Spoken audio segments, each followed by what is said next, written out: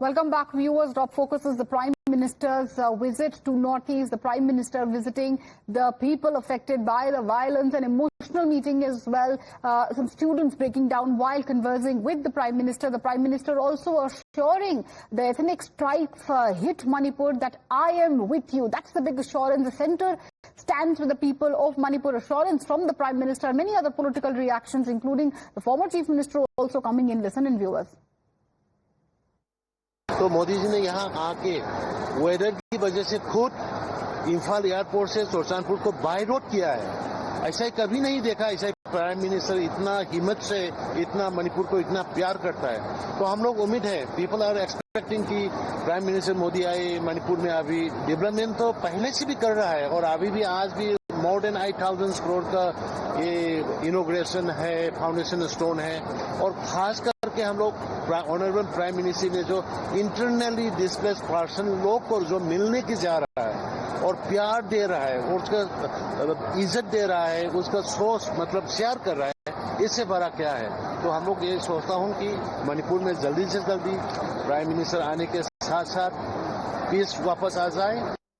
All right, Prime Minister Modi also speaking to the victims of violence, and there we have those visuals, also extremely emotional visuals. The Prime Minister speaking now, viewers. Let's listen. माता की, भारत माता की, मणिपुर के governor श्रीमान अजय भल्ला जी, राज्य प्रशासन के अन्य अधिकारीगण और मणिपुर के मेरे प्यारे भाइयों और बहनों, नमस्कार। आज मणिपुर के विकास के लिए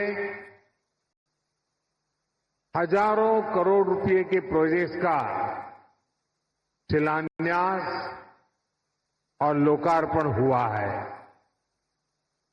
ये प्रोजेक्ट आप सभी लोगों की ईज ऑफ लिविंग बढ़ाएंगे, यहां इंफ्रास्ट्रक्चर को मजबूत करेंगे और मणिपुर के युवाओं के लिए, यहां के बेटे बेटियों के लिए एम्प्लॉयमेंट के नए मौके भी बनाएंगे। साथियों, जो काम आज शुरू हुए हैं उनमें 2 परियोजनाएं बहुत अहम है। मणिपुर अर्बन रोड प्रोजेक्ट, जिसकी लागत 3,600 करोड़ रुपए से ज्यादा है, और मणिपुर इंफोटेक डेवलपमेंट प्रोजेक्ट, जिसकी लागत 500 करोड़ रुपए से ज्यादा है। ये परियोजनाएं इम्फाल में सड़क इंफ्रास्ट्रक्चर को मजबूत करेगी और मणिपुर के उज्जवल भविष्य को नई ऊर्जा से भर देगी। मैं मणिपुर के लोगों को सभी इस विकास योजनाओं के लिए बहुत बहुत बधाई देता हूं, अपनी शुभकामनाएं देता हूं। साथियों, आजादी के बाद देश के पश्चिमी और दक्षिणी हिस्से के बड़े शहरों में विकास हुआ, वहां सपने पले, नौजवानों को नए मौके मिले। अब 21वीं सदी का ये समय ईस्ट का है, नॉर्थ ईस्ट का है। इसलिए मणिपुर के विकास को भारत सरकार ने निरंतर प्राथमिकता दी है। इसी का परिणाम है कि मणिपुर की विकास दर लगातार बढ़ रही है। 2014 से पहले मणिपुर की विकास दर 1% से भी कम थी, 1% भी नहीं थी। अब मणिपुर पहले से कई गुना तेजी से आगे बढ़ रहा है। मणिपुर में इंफ्रास्ट्रक्चर निर्माण का नया दौर शुरू हुआ है। मुझे संतोष है, मणिपुर में सड़कें बनाने की, नेशनल हाईवेज बनाने की रफ्तार भी कई गुना बढ़ी है। यहां गांव तक सड़कें पहुंचाने के लिए भी तेजी से काम हो रहा है। साथियों, हमारा इम्फाल संभावनाओं का शहर है। मैं इम्फाल शहर को भी विकसित भारत के उन शहरों के रूप में देखता हूं जो हमारे यूथ के सपनों को पूरा करेगा, देश के विकास को गति देगा। इसी सोच के साथ यहां स्मार्ट सिटी मिशन के तहत अनेक प्रोजेक्ट्स पूरे किए गए हैं। सैकड़ों करोड़ रुपए के और भी कई प्रोजेक्ट पर तेजी से काम किया जा रहा है। साथियों, इम्फाल हो, मणिपुर के दूसरे इलाके हो, यहां स्टार्टअप्स के लिए, टेक्नोलॉजी आधारित उद्योगों के लिए नए मौके बन रहे हैं। आईटी स्पेशल इकोनॉमिक जोन, इससे इन संभावनाओं को बल मिलेगा। इस जोन की पहली बिल्डिंग भी ऑलरेडी बन चुकी है। मणिपुर में नई सिविल सेक्रेटेरिएट की बिल्डिंग बनाने की मांग बहुत पुरानी थी। अब ये बिल्डिंग भी तैयार है। इस नई बिल्डिंग से नागरिक देवो भव के मंत्र को और मजबूती मिलेगी। साथियों, मणिपुर के अनेक साथी कोलकाता और दिल्ली भी आते जाते रहते हैं। वहां भी कम कीमत में ठहरने की व्यवस्था हो, इसके लिए दोनों शहरों में मणिपुर भवन बनाया गया है। इन भवनों से मणिपुर की बेटियों को बहुत मदद मिलेगी और जब बच्चे वहां सकुशल होंगे तो यहां माता पिता की चिंता भी कम रहेगी। साथियों, हमारी सरकार पूरी संवेदनशीलता से आपके जीवन की मुश्किलों को कम करने का पूरा प्रयास कर रही है। मैं जानता हूं, मणिपुर के कई हिस्सों में बाढ़ से भी बहुत परेशानी होती है। इस समस्या को कम करने के लिए भी सरकार कई प्रोजेक्ट पर काम कर रही है। साथियों, मणिपुर देश का वो राज्य है जहां माताएं बहनें इकोनॉमी के फोरफ्रंट में है। ईमा कैथल की परंपरा इसका बहुत बड़ा प्रमाण है। मैं नारी शक्ति को भारत के विकास की, आत्मनिर्भर भारत की भी धुरी मानता हूं। इसकी प्रेरणा हम यहां मणिपुर में देख रहे हैं, यहां हमारी सरकार बनने के बाद हमने महिलाओं के लिए स्पेशल हाट बाजार ईमा मार्केट का निर्माण शुरू किया था। मुझे खुशी है कि आज 4 ईमा मार्केट का भी उद्घाटन किया गया है। इन ईमा मार्केट से मणिपुर की बहनों को बहुत मदद मिलेगी। साथियों, देश के हर नागरिक का जीवन आसान बनाना ये हमारा लक्ष्य है। मणिपुर ने तो वो पुराने दिन देखे हैं जब यहां सामान पहुंचाना कितना मुश्किल होता था। रोजमर्रा की चीजें सामान्य परिवारों की पहुंच से बाहर होती थी। बीते सालों में हमारी सरकार ने उन पुरानी परेशानियों से मणिपुर को बाहर निकाला है। मैं आप सभी के लिए एक और खुशखबरी लेकर आया हूं।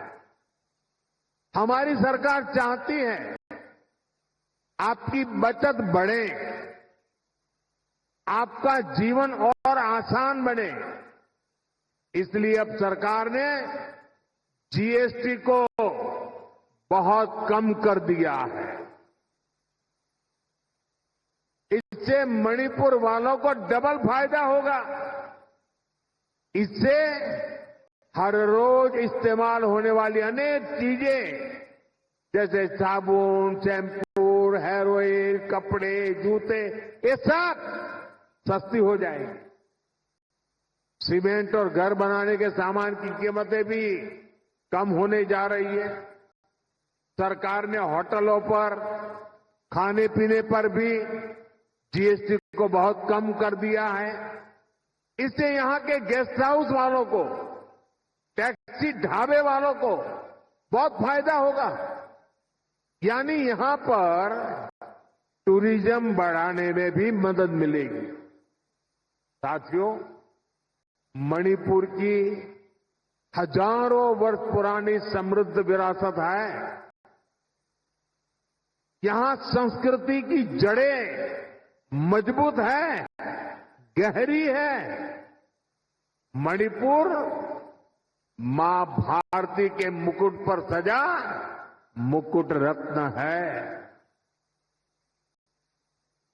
इसलिए हमें मणिपुर की विकासवादी छवि को निरंतर मजबूत करना है। मणिपुर में किसी भी तरह की हिंसा दुर्भाग्यपूर्ण है। ये हिंसा हमारे पूर्वजों और हमारी भावी पीढ़ी के साथ भी बहुत बड़ा अन्याय है।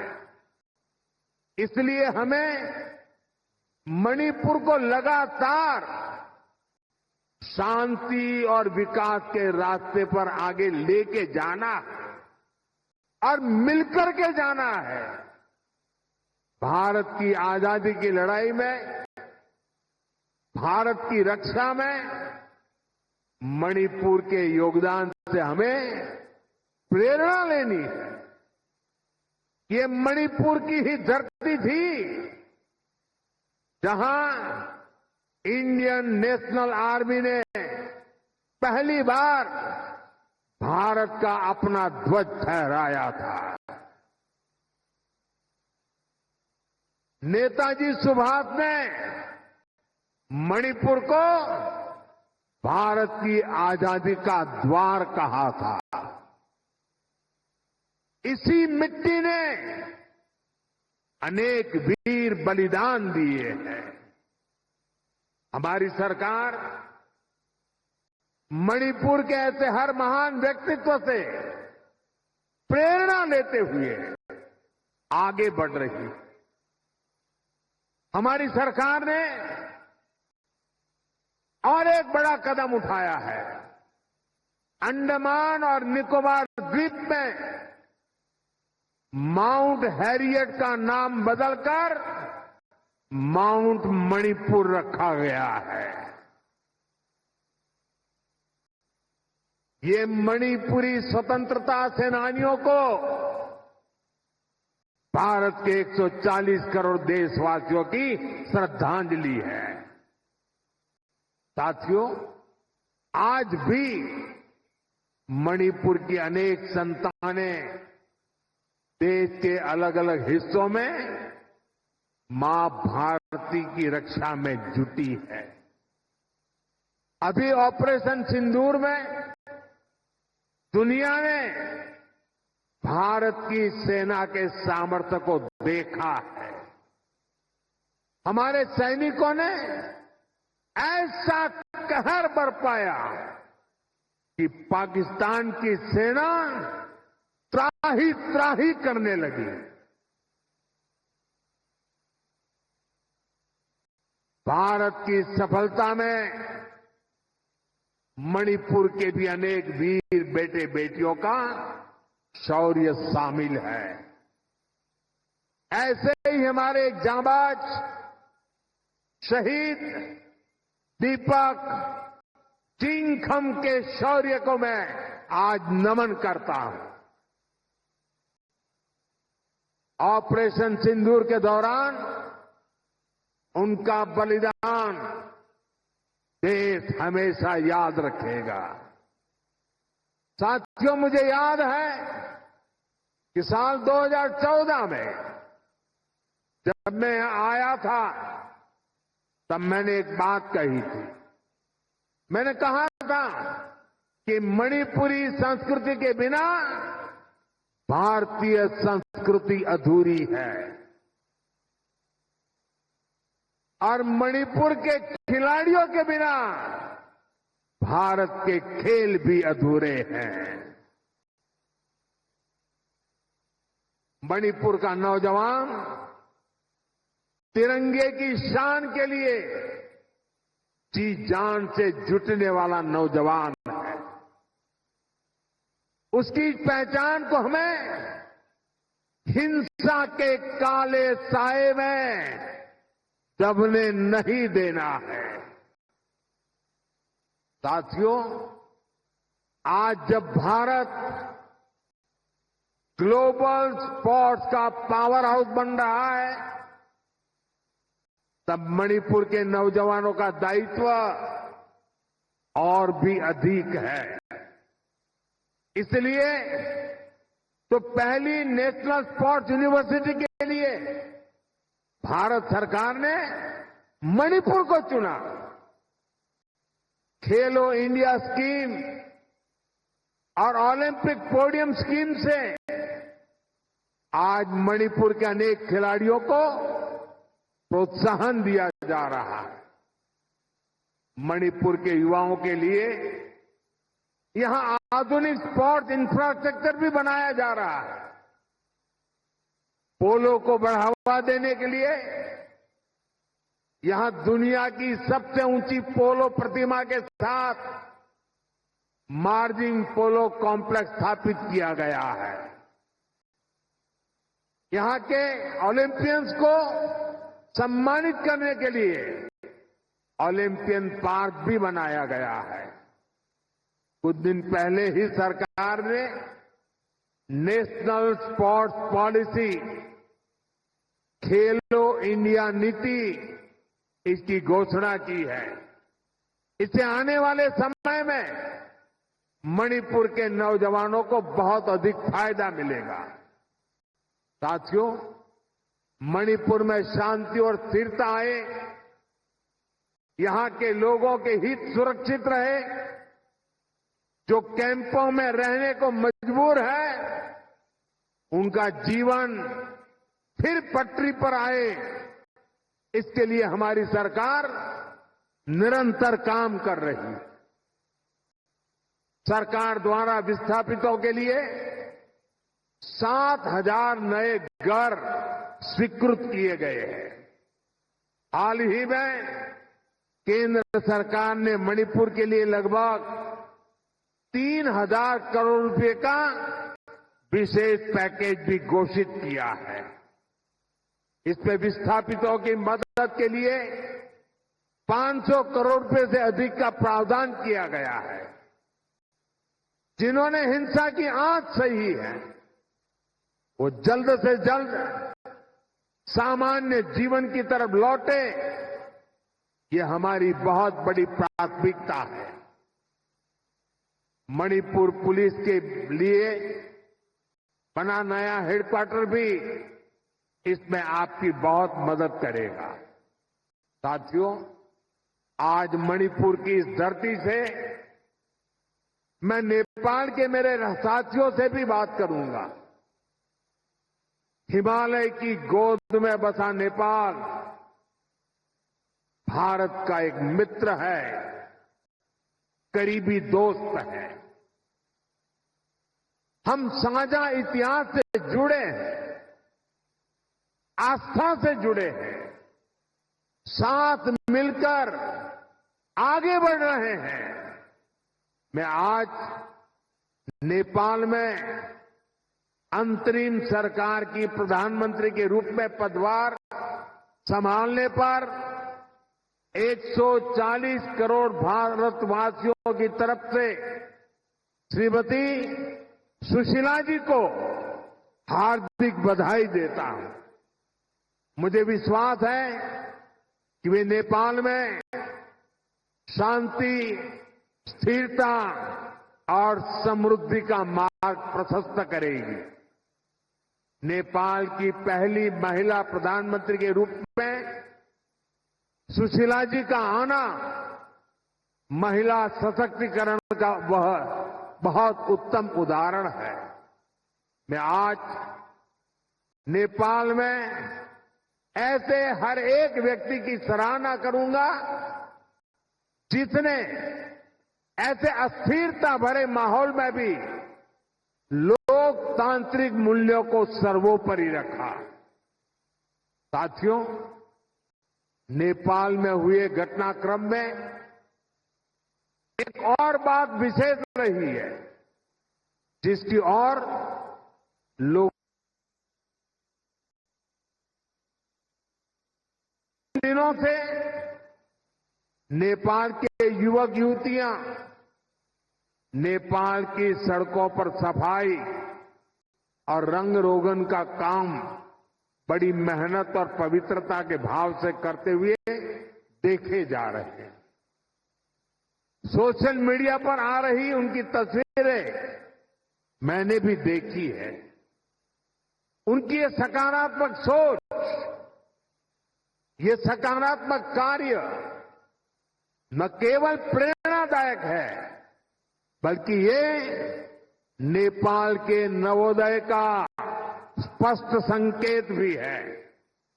मैं नेपाल को उसके उज्जवल भविष्य के लिए शुभकामनाएं देता हूं।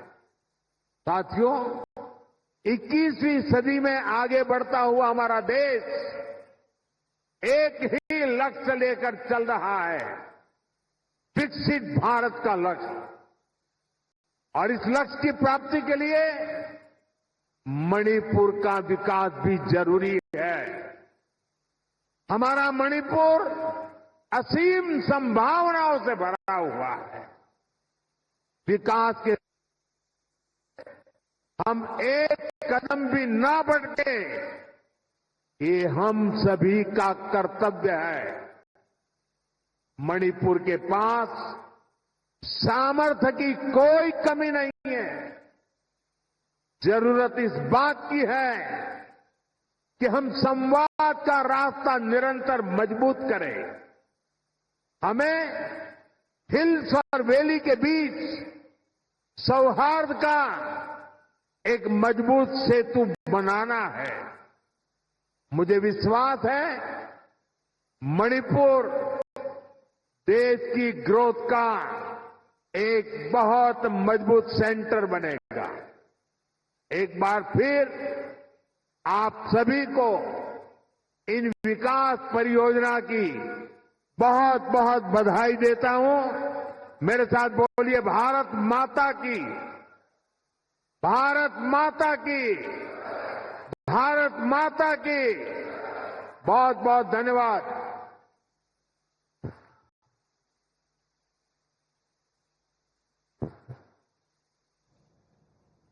All right, so that was Prime Minister Narendra Modi speaking in Imphal in Manipur. Earlier, he had a conversation with the internally displaced people in Imphal, and before that, he had a conversation with the internally displaced people in Churachandpur as well, the victims of violence. And he also, from the stage of Manipur, gave a message to Nepal as well. Prime Minister Modi congratulated the new interim chief of Nepal there, Sushila Karki. In fact, Prime Minister Modi also sent an important message to the people of Manipur, and as he was speaking earlier as well, that it is very, very important now to restore peace, and we need to be on the path of development, because that is extremely important. He spoke about the formula of 3 Ps, which is peace, progress and prosperity, and he also said that the centre stands firmly with the people of Manipur. Remember, opposition has raised several questions on the Prime Minister, and the opposition continues to say that this visit has come in a bit late because in fact, violence took place in 2023, but Prime Minister Narendra Modi, in fact, there allaying concerns of the people of Manipur. He also praised the youth of Manipur for their contribution to India's defence and exports, and he also highlighted their role in Operation Sindoor, and he emphasized that Indian culture is incomplete without Manipuri culture, and that Manipuri players are vital to the nation's sporting achievements as well. So he also in fact said that any kind of violence is unfortunate. He stressed on the need for peace and development. He also hailed Manipuri contribution to India's freedom struggle. Let's go across to my colleague Mohit Bhatt, who is joining us live right now for more on this. Mohit, whatever you may say, politics aside, this visit is extremely important of the Prime Minister, because in a way this also carries a healing touch. The way he interacted first with the people, internally displaced people in Churachandpur, and later the internally displaced people in Imphal. He addressed communities, both the communities that clashed in 2023, and tried to give a message that it is very, very important to now follow this path of peace, and that is the only one that can take us to development. Yes, in fact, you see, Prime Minister Narendra Modi's visit should be seen in a larger perspective. Now, Prime Minister Narendra Modi, while he is in Manipur, he spoke in Churachandpur, and as you rightly pointed out, he met with the internally displaced people, both in Churachandpur and in Imphal, and he addressed the gatherings over there. The message is loud and clear that the central government stands shoulder to shoulder with the people of Manipur, and this particular visit is very significant given the fact that this is the first visit of Prime Minister Narendra Modi to Manipur after the violent clashes broke out over there, and how exactly Prime Minister has given a message of peace, prosperity and progress. So peace is the need of time in Manipur. We know that how the unfortunate violence has taken place, and the situation kept on becoming volatile in Manipur. But Prime Minister has clearly given out a message of peace and for progress. Various projects are being laid foundation of, or they are being inaugurated by Prime Minister Narendra Modi.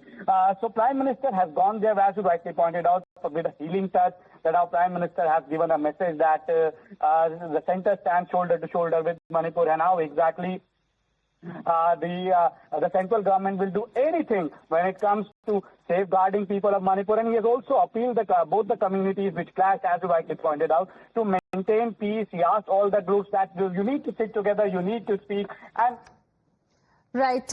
Thank you very much, Mohit, for the moment, for joining us with your inputs. We'll come back to you for more on this. For now, slipping into a very, very short break.